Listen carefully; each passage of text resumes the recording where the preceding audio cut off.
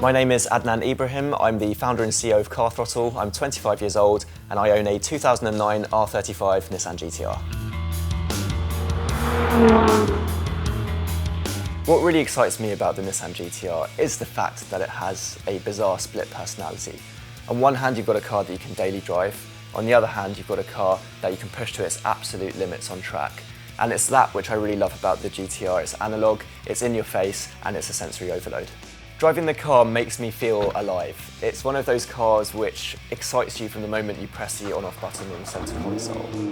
It's just such an experience to be able to blip the exhaust, listen to it crackle and pop. It just excites every single one of your senses. It also excites your sense of smell because there's always a constant smell of fumes and petrol coming into the car. When you stamp on the accelerator, when boost comes on, you get that real giddy, childlike feeling. It almost brings you back to that first moment that you've ever experienced acceleration. Just literally get sucked down the road. And it's that experience which I really, really love about the GT-R. And I know that other people feel the same because whenever I have passengers in the car, all I can hear is them giggling in the passenger seat beside me. My car isn't a stock GT-R, so it's had a Litchfield 4¼ stage tune.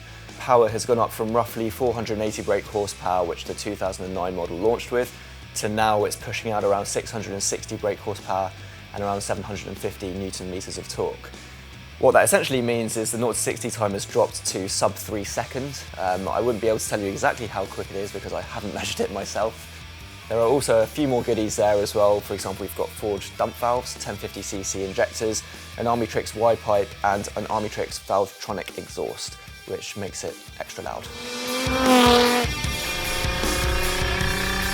My advice for anyone looking to start their own car journey would be to really look at the used car market. It's amazing how much car you can get for your money if you spend a lot of time browsing classifieds, browsing online, looking for the perfect car.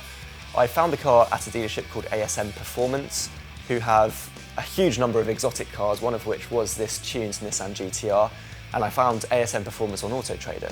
I've only owned the car for 3 months, so I haven't had a chance to really push the car and get myself into some trouble, but one main hairy moment I can think of is when it was torrentially pouring down in the UK, which it seems to do quite a bit, and I was going around a very slight gradual corner.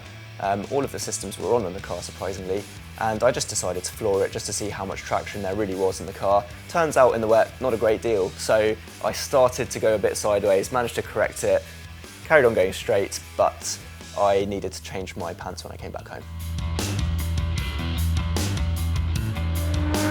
I never actually considered the GT-R to be a supercar. I always thought it to be a very aggressive sports car. But if you look at its performance figures, it blows most supercars out of the water.